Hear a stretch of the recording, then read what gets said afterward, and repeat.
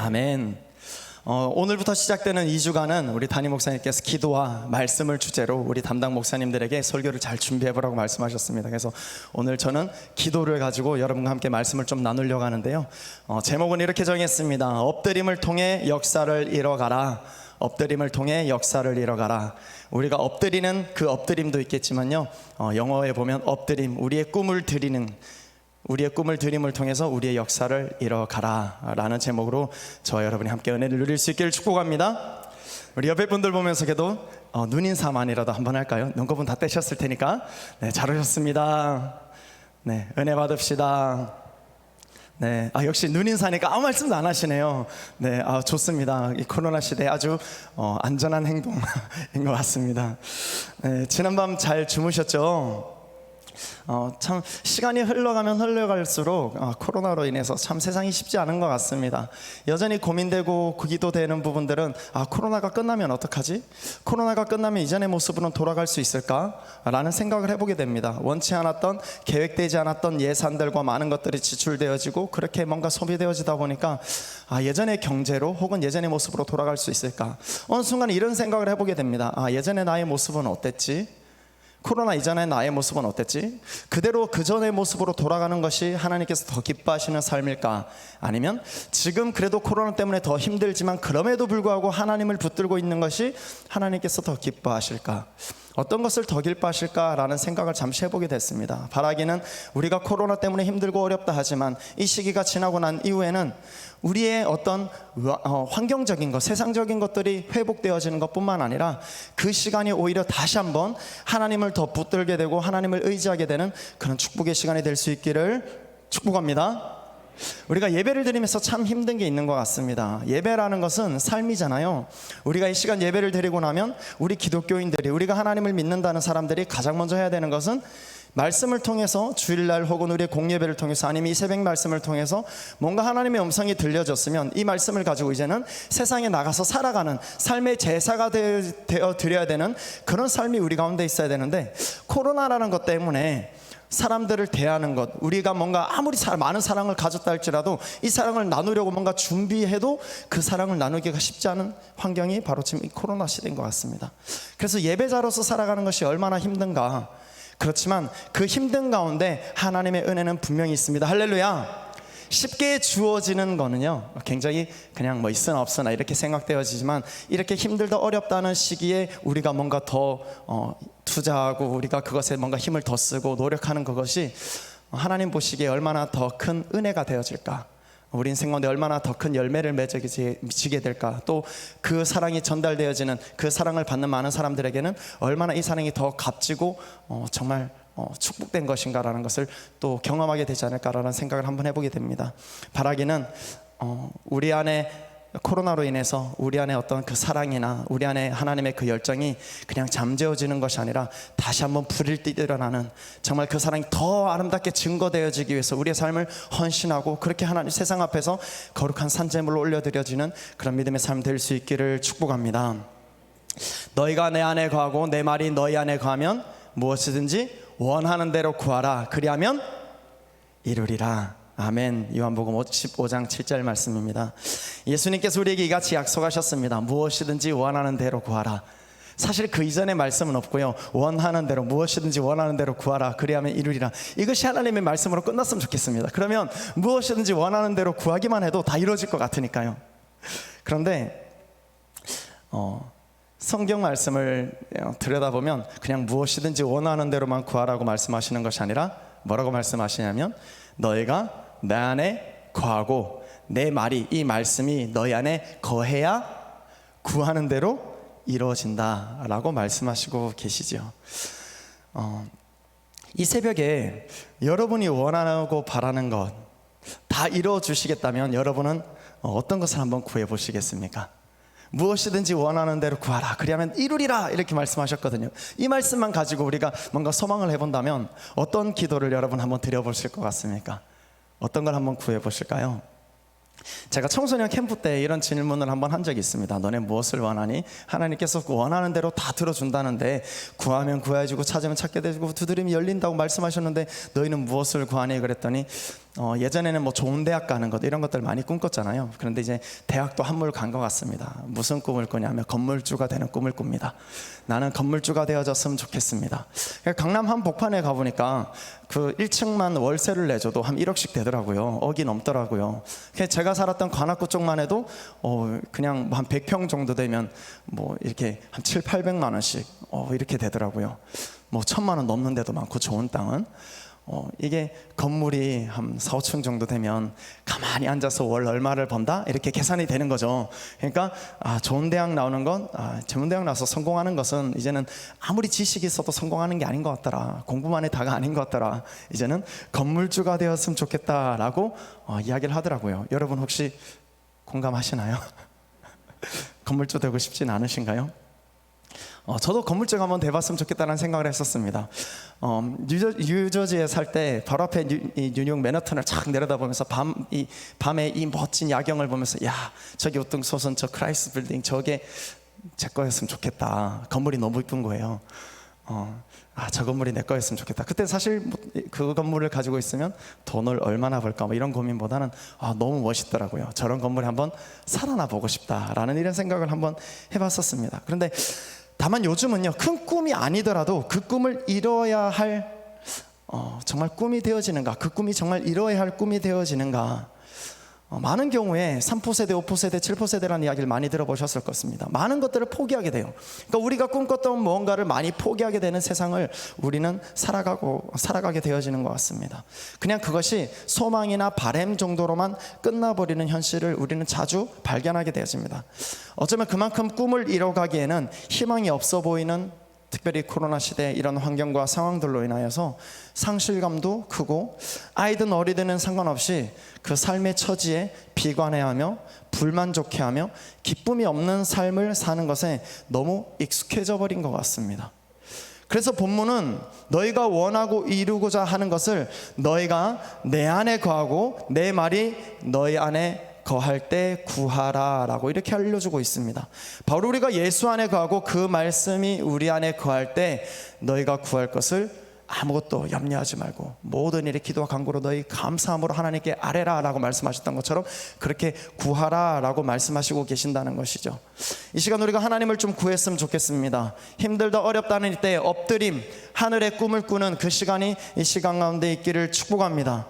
그렇다면 예수 안에 거하는 자가 이루고픈 꿈과 또 원하는 것은 어떤 것이어야 할까요? 많은 성경의 인물들이 하나님 앞에 먼저는 엎드렸습니다. 그리고 엎드림, 우리의 꿈을 올려드렸습니다. 그들의 꿈을 하나님께 드렸습니다. 즉 엎드림을 통해서 자신을 내려놓았고, 엎드림을 통하여 그들을 향한 하나님의 계획, 즉 그 꿈을 이룰 수 있도록 했습니다. 오늘은 우리에게 기도를 가르치시며 삶의 모범이 되시는 엎드린 예수님의 모습을 한번 묵상해보고 우리의 삶 속에 적용하여 구하는 것마다 얻게 되어지고, 찾는 것마다 찾게 되어지고, 두드리는 것마다 어떻게 되죠? 열리게 되어지는 그런 역사가, 그런 축복이 여러분의 각자의 삶 가운데 있기를 축복합니다. 기도는 하나님과의 대화입니다. 예수님께서 한적한 곳에 가셔서 기도하셨다라고 그렇게 기록하고 있습니다. 과연 그 기도 내용은 무엇이었을까요? 그 기도 내용은 무엇이었을까요? 5장 17절부터 말씀을 보면요, 중풍병자를 고치시는 모습이 나오게 됩니다.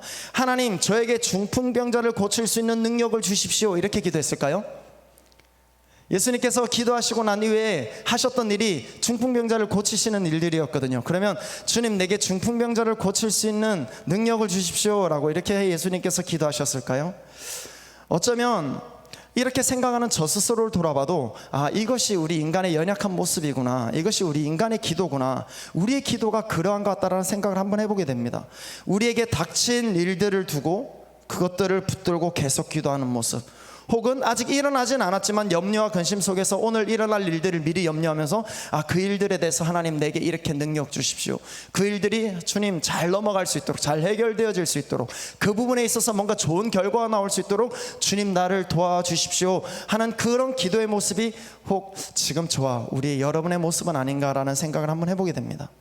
사복음서에 나타난 예수님의 기도는요, 자신의 유익을 구하거나 지금 처한 자신의 상황과 환경을 넘어서기 위한 기도가 아니라 하나님의 음성을 듣고 나 보내신 이의 뜻을 이루는 것이 바로 기도의 목적이셨습니다.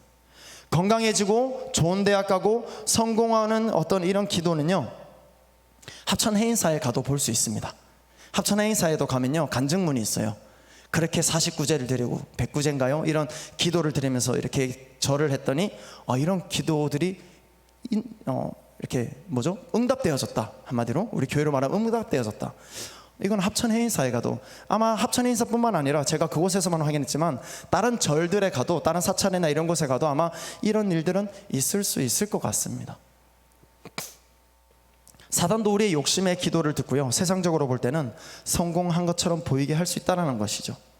하나님을 믿는 자들의 기도는 욕심을 구하고 정욕을 구하고 이생의 자랑만을 구하는 기도가 되어서는 안 될 것입니다. 기도는 하나님의 음성을 듣는 시간이어야 하며 우리의 뜻을, 우리의 소원을 관철시키려는 시간도 아닙니다. 철저하게 기도는요, 내 것을 내려놓고 하나님의 음성을 듣고 그 음성에 순종하겠다는 믿음의 시간입니다. 기도의 시간을 통해서 우리가 발견해야 되는 것은, 첫째는 하나님께서 온 우주 만물을 창조하셨다는 창조주라는 것을 기억해야 됩니다. 내가 기도해야 될 대상이 아무런 능력이 없는 신이라면 굳이 기도할 이유가 없는 것이죠. 우리의 믿음을 보고 이 산 보고 저 산 보고 옮기라고 이야기하면 옮겨질 것이라고 말씀하셨던 그것까지도 이루실 수 있는 분이심을 우리는 먼저 기억해야 할 것입니다. 기도를 할 때 그 하나님의 능력은 온 우주 만물을 창조하신 그 하나님의 능력이 우리가 기도하는 것마다 이루어진다는 사실, 얼마나 큰 축복인지 모르겠습니다. 둘째는 나를 창조하시고 이 땅에 보내신 이가 누구이신 줄 아는 것입니다. 나를 보내신 자, 나를 만드신 분, 그분이 나를 향한 어떤 계획을 가지고 계시는지, 나를 향한 하나님의 뜻이 무엇인지를 아는 것. 호세아 4장 8절 말씀을 우리 함께 좀 읽어볼까요? 호세아서 4장 8절 말씀입니다. 함께 읽겠습니다. 그들이 내 백성의 속죄 제물을 먹고 그 마음을 그들의 죄악에 두는도다. 또 이 말씀에 이렇게 기록하고 있습니다. 내 백성이 지식이 없음으로 망하는도다. 내가 지식을 버렸으니 나도 너를 버려 내 제사장이 되지 못하게 할 것이요, 내가 내 하나님의 율법을 잊었으니 나도 내 자녀들을 잊어버리리라. 이스라엘 백성들이 하나님이 그들의 창조주이며 그들의 위대한 하나님이심을 매일의 삶 속에서 인정하면서 살았다면 그들이 하나님 앞에서 율법을 버리고 악을 행했을까 한번 생각해 보게 되어지는 것 같습니다. 썩어 없어질 세상의 그 즐거움에 빠지며 자신의 소견대로 행하며 우상을 섬기며 어떤 자신의 어떤 실력을 통해 자신의 부와 명예만을 축적하려고 그렇게 했겠느냐라는 것이죠. 그래서 호세아서 6장 1절 말씀을 보면 이렇게 기록합니다. 여호와께로 돌아가자라고 기록하고 있습니다.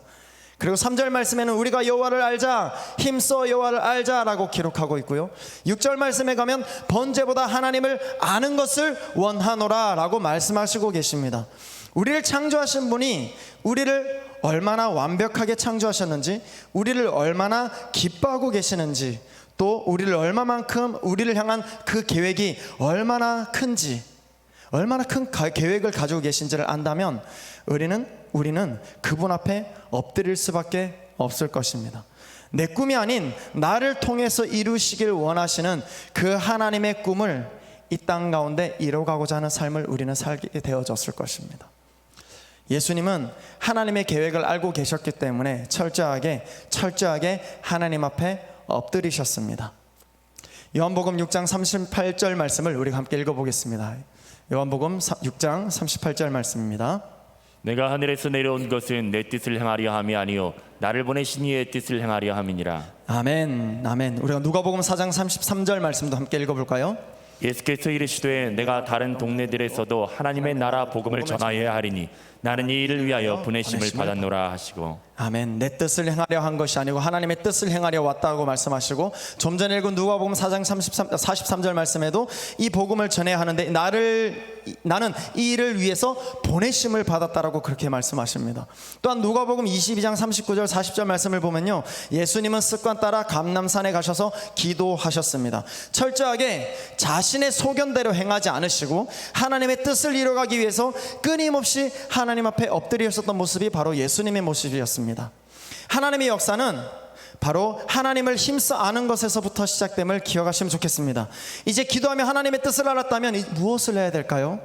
하나님께 구할 때 하나님께서 뭔가 응답을 해주셨다면 그 다음 해야 되는 것은, 성경을 보면 많은 사람들이 하나님의 말씀을 들었습니다. 그리고 그들은 듣고만 끝나지 않았습니다. 그들이 하나님께서 말씀하신 대로 들었더니, 그렇게 순종했더니 어떻게 되어졌죠? 출애굽을 한 이스라엘 백성들에게는 홍해도 갈라졌고, 그리고 벗개를 메고 들어가라 라고 이야기했더니 메고 들어갔더니 어떻게 되어졌죠? 요단강도 갈라지게 되어지고, 성을 돌아라, 굉장히 이성적이지 않고 논리적이지 않지만 그냥 성을 돌아라, 하나님께서 말씀하신 대로 순종했더니 여리고 성도 무너져 내렸습니다. 순종을 하기 위한 첫 시작이 바로 기도입니다.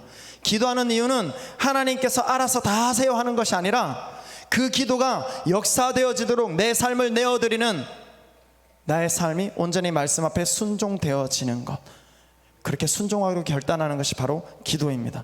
그리고 기도는 하나님의 뜻을 알아가는 것이며, 기도는 자신의 삶을 내어드려서 온전히 순종하는 것입니다. 할렐루야. 오늘 본문을 통해서 보면요, 예수님께서 기도하고 난 이후의 삶은 철저하게 순종을 했지만, 그 순종이 어떤 순종이었냐면 내 유익과 나를 위한 어떤 순종이 아니었던 것을 보게 되어집니다. 철저하게 타인을 위한 순종이었습니다. 예수님께서는 하나님의 아들이셨고요, 이 땅에 그 어떤 피조물과도 비교될 수 없을 가장 정말 보배로우신 분이십니다. 정말 존귀하신 분이세요. 그분은 굳이 하늘과도 비교도 안 되는 이 땅에 내려와서 살아야 될 이유가 전혀 없으신 분이십니다. 그런데 그분이 친히 죄인을 살리시기 위하여, 그리고 우리 같은 죄인을 그토록 사랑하셔서 하나님을 부인하고 자기의 소견대로 행하며 악을 더 사랑하는 자들이 사는 이 땅 가운데 친히 오셨다라는 것입니다. 그분은 다니는 곳마다 병자들을 고치시고 그들을 천국 백성이 되도록 하나님의 나라를 전파하셨고, 결국은 그 마지막이 어떠했냐면 십자가에 달려 죽기까지 우리를 사랑하셨고 철저하게 하나님의 뜻에 순종함으로 이 같은 일을 이뤄내셨다라는 것입니다. 나의 뜻대로 마시고 하나님의 뜻대로 십자가에 달려 죽으시는 그 순간까지도 내 뜻이 아니라 하나님의 뜻대로 이 일을 이루어 주시옵소서 하는 것이 바로 예수님의 기도였고, 그것이 예수님의 삶이셨습니다. 그분을 본받아 예수님의 제자들도 잃어버린 영혼들을 위하여 자신의 삶을 드렸습니다. 부모와 가족의 품에 돌아가지 않고 이 땅에 묻힌 많은 선교사님들이 그러했습니다. 오늘날 저와 여러분이 이 시간 예배에 와서 하나님을 찬양하고 예배 드릴 수 있는 것, 하나님을 알 수 있다라는 것, 이것은 정말 많은 서양에 있는 선교사님들이 이 땅 가운데 오셔서 풍토병에 걸려가면서 자기 자녀들이 죽는데도 불구하고 내 자녀보다 더 사랑한 이 대한민국 땅, 어쩌면 지금의 오늘 저와 여러분, 우리를 그토록 사랑해서 예수님께서 타인을 위하여, 잃어버린 자들을 위하여, 죄인을 위하여 죽으셨던 것처럼 많은 선교사님들이 이 땅에 와서, 양화진 무덤에 가보면 정말 많은 선교사님들이 이 땅에서 피 흘려 죽으셨습니다. 무엇 때문에요? 기도하셨고 하나님의 뜻을 들었고 그 뜻을 순종하기 위해 이 땅 가운데 오셨다라는 것이죠. 무엇보다 이 땅을 사랑한 그 사랑 때문에. 바로 이것이 모든 그리스도인들이 닮아야 할 예수님의 삶입니다. 기도자의 삶이어야 될 줄 믿습니다. 이것이 기도해야 할 이유이며 기도의 목적이며 또한 기도의 열매인 것입니다. 요한복음 14장 15절 말씀 우리가 함께 읽겠습니다. 요한복음 14장 15절 말씀입니다. 네, 제가 읽어드릴게요. 너희가 나를 사랑하면 나의 계명을 지키리라. 그리고 21절에는 이렇게 기록하고 있습니다. 나의 계명을 지키는 자라야 나를 사랑하는 자니. 하나님을 입술로만 사랑하는 것이 아니라 나의 삶을 들여 타인을 세워가고 그들의 영혼을 건지는 삶, 그들을 섬기기 위한 겸손의 엎드림이 오늘 저와 여러분의 삶 가운데 일어나기를 축복합니다. 나를 위한 삶이 아니라 하나님의 역사가, 그 하나님의 역사가 우리를 통하여, 우리 각자의 삶을 통하여 이루어지도록 나를 내어드리는 믿음의 삶이 될 수 있기를 다시 한번 축복합니다. 그리고 기도에 있어서 중요한 것이 있습니다. 그것은 바로 꾸준함입니다. 예수님께서는 습관처럼 감람산에 올라가셔서 기도하셨다라고 성경은 곳곳에 기록하고 있습니다. 예수님은 아마추어가 아닌 프로이셨습니다. 세상적으로 말하면 아마추어가 아닌 프로이셨습니다. 아마추어는요, 늘 나는 저 사람과 싸워서 이겨야지 이런 생각을 합니다. 그런데 프로는요, 어떤 이야기를 하죠? 자신과의 싸움, 세상과의 싸움이 아니라 자신과 싸움한다라고 이야기하죠. 제가 특전사 출신인데요, 그 최근에 강철 부대라는 게 나왔지 않습니까? 어느 순간 저희 딸이 유튜브를 이렇게 친구들과 어떻게 봤나 봐요. 그러면서 아빠 특전사 나와 특전사 나와 그러면서 그걸 보재요. 그러면서 전체는 못 봤지만 이렇게 뒤에 아무튼 최근에 나온 거 이렇게 봤더니 그 707과 707이 특전사 예하 부대거든요. 707 대테러 특임 부대가 그 UDT인가 이렇게 둘이 뭐 이렇게 붙었는데 아니죠, SSU인가요? 아무튼 그 뭐 다른 팀과 붙었는데 그 팀이 뭐 갈아 마셔버리겠습니다. 우리가 이기겠습니다. 이랬더니 그때 707에서 어떤 한 사람이 나와서 우리는 저 사람들을 우리의 적이라고 생각해 본 적이 한 번도 없다고. 그러니까 우리가 이겨야 할 대상이라고 생각해 본 적이 없다고. 우리는 우리 자신과 싸우겠다고. 별로 공감 안 하시는 거 보니까 안 보셨나 봐요. 제가 신방 갔을 때는 많이 들었는데 생각보다 많이 안 보셨나 봅니다. 네, 자신과 싸우는 삶, 그것이 프로의 정신인 것 같습니다. 예수님은 하나님이십니다. 그분이 못하실 일이 별로 없으세요. 모든 일이 다 가능하신 분이십니다. 자신을 핍박하는 자들을요, 사실 죽일 능력도 있으셨습니다. 굳이 십자가 안 죽더라도, 굳이 그 왕 앞에 심문을 받지 않는다 할지라도 받을 이유도 사실 없는 분이시죠. 본인이 그냥 유대인의 왕으로 혹은 그냥 로마의 황제가 되려고 하더라도 작정만 하면 그냥 될 수 있는 분이셨어요. 굳이 그냥 로마라는 제국뿐만 아니라 전 세계에 내가 왕이 되겠다라고 생각하셨다면 그 일들도 하실 수 있는 분이셨습니다. 믿으시죠? 예수님 충분히 그렇게 하실 수 있는 분이셨습니다. 자신을 핍박하고 조롱하는 자들을 그냥 후하면 쓸어 없어버리게 하는, 그냥 죽여버릴 수 있는 그런 능력이 있으신 분이셨습니다. 그런데 그 예수님께서는요, 그런 능력 있는 자기 자신을 내려놓고 하나님의 뜻에 순종하는 것을 선택하셨습니다. 이것이 프로의 정신이 아닌가라는 생각을 해봅니다. 아마추어였다면 나를 조롱하는 자들에 대하여 그래 네가 나 조롱해, 나 너 죽여 없어버릴 거야, 혹은 내가 너 그냥 꺾어버릴 거야, 이렇게 생각할 수 있지만 프로의 모습은 그런 모습은 아니었던 것 같습니다. 나를 조롱하는 자들을 오히려 더 사랑하기로 작정하셨던 분이 바로 예수님이셨던 것 같습니다. 자신을 핍박하고 조롱하는 그런 죄인을 위하여 오히려 그분이 걸어가셨던 길은 나는 십자가에 달려 죽겠노라, 이것을 통하여 너희의 그 죄인, 너희의 죄, 그것을 내가 깨끗이 하고 내가 너를 용서하고 내가 너를 사하겠다. 그것이 예수님의 길이셨고 예수님께서 선택하신 거였습니다. 기도는 자신을 생각하고 내 생각의 어떤 생각과 내 의지와 어떤 내 능력을 내려놓는 시간인 것 같습니다. 내게 능력이 있지만 그 능력대로 행하는 것이 아니라 나를 의지하지 않고 하나님을 의지하고, 보이는 것에 전념하는 것이 아니라 보이지 않지만 반드시 나아가야 하고 이루어야 할 그 하나님의 일과 그 나라를 선택하고 나아가는 것, 그것이 바로 이 시대를 살아가는 저와 여러분에게 요구되어지는 기도자의 삶입니다. 정말 쉽지 않습니다. 하지만 성령님께서 분명 우리를 도우신다고 말씀하시고 계십니다. 마태복음 28장 20절 말씀에 보면요, 볼지어다 세상 끝날까지 내가 너희와 항상 함께 있으리라. 할렐루야. 세상 끝날까지. 언제까지요? 세상 끝날까지. 누구와요? 우리와 함께 있을 것이라. 내가 너와 항상 함께 있을 것이라. 이렇게 말씀하시고 계십니다. 아마 우리 인생에 있어 다른 그 어떤 하나님의 일을 하는 것보다 순종하기 어려운 것이 엎드리는 것이며, 자신의 꿈을 포기하고 하나님께 우리의 꿈을 드리는 꿈을 드리는 것일 겁니다. 인생에는 어쩌면 큰 모험일 것 같아요. 지금 내가 이때까지 해왔던 것들이 있기 때문에, 이때까지 이뤄왔던 사업과 일터와 내 가정이 있기 때문에 이것 안에서 하나님의 것을 순종한다, 이것과 혹 다른 길을 제시하는 그 일에 내가 하나님의 말씀을 순종한다는 것 정말 쉽지 않을 것입니다. 어쩌면 인생은 모험과도 같은 것 같습니다. 그래서 믿음을 모험이라고 하는지 모르겠습니다.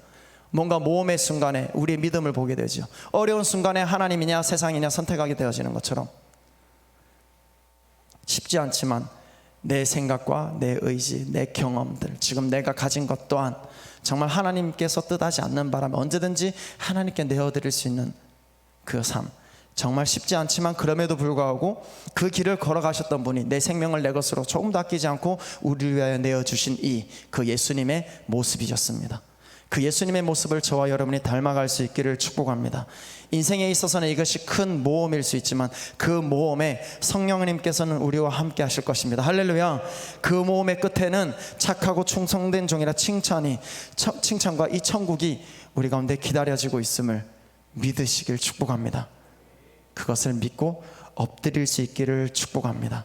오늘 본문 16절 말씀을 다시 한 번만 읽어볼까요? 함께 읽겠습니다. 예수는 물러가사 한적한 곳에서 기도하시니라. 기도는 세상으로부터 자신을 구별하여 하나님의 부르심을 재확인하는 시간입니다. 기도는요, 세상으로부터 자신을 구별하여서 하나님의 부르심을 재확인하는 시간이 또한 기도의 시간입니다. 그렇다면 하나님의 음성을 듣는데 필요한 것이 무엇일까요? 오늘 본문을 통해서 볼 수 있습니다. 한적한 곳에 가시니라. 세상에서는요, 사실 이 5장 16절 말씀 이전의 모습을 보면 많은 사람들이 병 고치는 것 때문에 많이 모였습니다. 세상의 일은요, 많은 사람들이 모인 곳에서 일어납니다. 하나님의 역사가 아니라 세상의 역사는요, 많은 사람들이 모인 곳에서 일어나요. 히틀러가 책상 한번 들어볼까? 나 혼자 들긴 힘드네. 두 명이서 들어볼까? 같이 드니까 들리죠. 와, 저기 보이는 차가 있지. 우리 저 차를 한번 들어볼까? 몇 명이면 들 수 있을까? 한 10명 가서 들어볼까? 안 돼. 15명 좋아. 한번 들어보자. 늘어나면 늘어날수록 그 일들이 이루어지는 거예요. 그러니 야, 얼마나 많은 인원이 어느 정도 모이면 이 나라도 우리가 바꿀 수 있지 않을까? 전 세계도 정복할 수 있지 않을까? 뭔가 될 것처럼 많은 사람들이 모인 곳에서 세상이 요구하는 그런 역사들이 일어나는 것을 볼 수 있습니다. 그런데요, 하나님의 나라, 예수님께서 십자가에 죽으시고 난 이후에 지금까지 꾸준히 이어지고 있는 그 나라, 그 하나님의 나라, 그 나라가 이루어질 때는요, 예수님께서는 어떻게 하셨냐면 자기를 보고 모인 많은 무리들로부터 떠나가셨습니다. 그리고 하신 일이 뭐였냐면 한적한 곳에 가셔서 기도하시더라. 하나님의 역사는 사람들이 많이 모였다고 이루어지는 것이 아니라 기도하는 그 한 사람에게 달려있음을 믿으시길 축복합니다. 여러분 각자의 삶 가운데 하나님의 역사는 달려 있습니다. 예수님께서 그러하셨습니다. 세상의 많은 사람들은 세상의 관점에서는 많은 사람들이 모여야 역사가 일어나지만 하나님의 관점에서는 하나님의 뜻을 분명하게 알고 깨달아 그 일에 순종할 수 있는 그 한 사람을 통하여 하나님의 역사가 이루어진다는 사실입니다. 세상으로부터 철저하게 자신을 구별하여 하나님과 시간을 갖는 것, 영성은 독백으로부터 시작됩니다. 예수님께서 많은 무리들에게 어떤 기적과 능력을 일으키실 수 있으셨지만 그것이 아니라 하나님과의 시간을 가지셨다는 것, 그것을 더 중요하게 여기셨다는 것, 바로 한적한 곳을 찾는 것이 예수님의 모습이었던 것처럼 영성은 독백으로부터 시작하는 것, 우리의 영성은 하나님과의 대면하는 그 시간으로부터 시작됨을 믿으시길 축복합니다. 철저하게 자신을 세상과 그리고 사람들로 분리시켜서 하나님께 집중하는 것. 성경에 많은 인물들이 하나님을 만나고 그 역사를 경험했을 때를 가만히 한번 살펴보면요, 그들 또한 대부분이 독백의 시간을 가지고 있을 때 홀로 있는 시간이었습니다. 세상과 구별한 시간을 가지고 있을 때 그들의 역사가 일어났던 것을 볼 수 있게 되어집니다. 아브라함을 부르셨던 하나님의 그 모습을 한번 생각해 보십시오. 창세기 12장부터 일어나는 아브라함의 부르심, 언제 불렀죠? 아버지를 부르셨나요? 아내 분인나를 부르셨나요? 아내를 부르신 게 아니라 아브라함을 부르시고 그 계획을 말씀하시고 계시죠. 야곱은요, 베델에서 하나님을 만났고요, 요셉은 꿈속에서 하나님의 꿈을 꾸었고 하나님을 만나고, 모세는요 떨기나무 가운데서, 그죠? 세상 사람들과 계속 함께 있는 데서 뭔가 하나님의 뜻을 발견하지 않았습니다. 떨기나무 가운데서 이스라엘 백성을 구하도록 하나님의 부르심을 받았고요, 다윗은요 옷을 찢는 애통의 기도 속에서 하나님께서 신실하게 반응하셨고 너는 내 마음에 합한 자라고 이렇게 말씀하시죠. 다니엘은요 습관처럼 하루에 3번 사람들을 쫓아서 세상이 요구하고 성공할 수 있는 길을 쫓아가고자 그곳에 머물렀던 것이 아니라 세상과 구별하여서 하루에 3번씩 무릎을 꿇는, 정해진 그 시간과 그 장소에서 무릎을 꿇고 기도할 때 하나님께서 사자굴에서도 건지시는 것들을 다니엘은 경험하게 되었습니다. 삭개오는요 구원을 받을 때 어떻게 구원받았죠? 뽕나무에 올라가서 세상 사람들이 모인 그 군중들과 함께 있는 것이 아니라 뽕나무에 올라가서, 돌감나무에 올라가서 예수님을 만났던 것처럼 하나님의 역사는 철저하게 세상과 자신을 분리시켜서 구별하여서 그렇게 자신을 드린 자들의 기도의 소통의 장을 통하여 시작되어졌고 이루어졌습니다. 예수님 또한 마태복음 26장 36절 말씀을 보면 제자들과 늘 함께 계셨지만 기도하러 가실 때는 자신을 분리시켰던 모습을 보게 됩니다. 겟세마네 동산에 올라갈 때도 너희는 따로 나와 거리를 두고 그곳 가운데서 기도하고 계시는 예수님의 모습을 발견하게 되어지죠. 마가복음 1장 35절 말씀 속에서 새벽 아직도 밝기 전에 예수께서 일어나 나가 한적한 곳으로 가서 기도하시더니, 예수님의 모습을 보면 그 사역을 두고 늘 하나님 앞에 기도했다는 것, 무엇보다 하나님의 뜻을 구했고 그 뜻을 이루기 위해서 기도가 끝난 이후에는 철저하게 순종의 삶을 살아갔다는 것 기억하셨으면 좋겠습니다. 오늘 본문 누가복음 5장 16절뿐만 아니라 계속해서 읽으면 6장 12절 9장 18절에도 예수님은 계속해서 표현을 이렇게 하고 있습니다. 한적한 곳에 가서 기도하시더라. 할렐루야. 누가복음 22장 39절 말씀에도요, 예수님은 습관을 따라 감람산에 가셔서 기도하셨다라고 이렇게 기록하고 있습니다. 프로는 꾸준히 반복적으로 훈련되어서 습관처럼 훈련되어지는 것입니다. 프로는 세상을 이기는 것이 아니라 자신을 이기는 것이라고 말씀드렸습니다. 여러분, 기도의 프로가 될 수 있기를 축복합니다. 세상과 철저하게 구별하여 하나님의 뜻을 구하고 그 뜻을 순종해낼 수 있는 믿음의 삶 살아갈 수 있기를 축복합니다. 기도 시간에 하나님께서 이렇게 말씀하실 거예요. 강하고 담대하라, 내가 네게 명한 것이 아니냐 라고 말씀하실 것입니다. 모세를 생각해 보면요, 구름 기둥과 불 기둥에 늘 인도하는 것을 볼 수 있습니다. 그러나 여리고 여호수아 시대 때는 여호수아에게 보여진 것은 구름 기둥과 불 기둥이 아니었습니다. 그 인생 가운데는 홍해를 지나가고 나서 이스라엘 백성을 계속 인도하셨던 것이 구름 기둥과 불 기둥이었다면, 이후에 가나안 땅에 들어가서는 불 기둥과 구름 기둥이 사라져 있습니다. 보여지지 않습니다.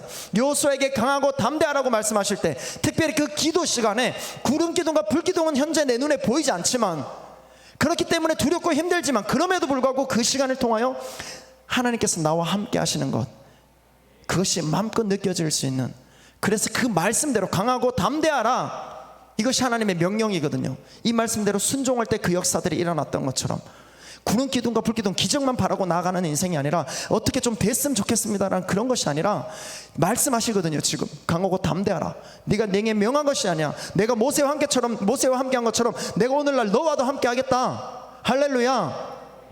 이 시간 여러분과 함께 하시는 그 하나님의 음성을 듣는 시간, 그리고 그 음성이 들려졌다면 그 음성대로 순종할 수 있는 저 여러분의 삶이 될 수 있기를 축복합니다. 그러게 들을 수 있는 시간과 장소도 만드셨으면 좋겠습니다. 큐티 시간에 그렇게 계속해서 반복했는데요, 하나님의 시간, 내 하루의 시간 가운데 정해진 시간과 또 내가 세상과 구별하여서 정확하게 들을 수 있는 장소, 하나님께 들을 수 있는 장소, 시간과 장소를 따로 떼어 하나님의 뜻을 구할 수 있는 저 여러분의 삶이 될 수 있기를 축복합니다. 내 꿈이 아닌 하나님의 꿈이 이루어지도록 철저하게 자신을 쳐서 죽기까지 순종하신 그 예수님의 모습을 닮아서 그분의 삶을 본받아서 하나님의 사람들은 기도를 통하여 하나님의 역사를 이뤄갈 수 있기를 축복합니다. 여러분, 하나님 사람 맞으시죠? 우리 옆에 분들 보면서 이렇게 한번 축복했으면 좋겠습니다. 우리 기도합시다. 하나님의 뜻을 발견합시다. 뜻대로 순종합시다. 그 순종의 삶을 통하여 하나님의 역사는 이루어질 줄 믿습니다. 이 시간 우리가 하나님 앞에 좀 엎드려 기도할까요? 엎드림, 우리의 꿈을 드리고요, 또 우리의 삶을 드리면서, 그렇게 엎드리면서 하나님 앞에 겸손하게 같이 우리가 주여 한번 외치고 좀 기도할 때 이렇게 기도했으면 좋겠습니다. 하나님, 이 시간 하나님의 뜻을 밝히 보여주시옵소서. 이 시간 하나님 앞에 엎드렸습니다. 이 새벽의 미명의 시간에 하나님 앞에 나왔습니다. 주의 음성을 내게 들려주시고 하나님의 은혜를 경험하는 시간이 되게 해달라고, 뿐만 아니라 그 하나님이 발견되어졌을 때는 세상의 어떤 걱정, 근심, 모든 염려들은 이미 사라지고 없을 것입니다. 하나님의 뜻이 구해지는 시간, 하나님 음성을 듣겠습니다. 나의 귀를 엽니다. 주님 들려주시옵소서. 이 시간 함께 주여 세 번 외치고 기도합니다. 주여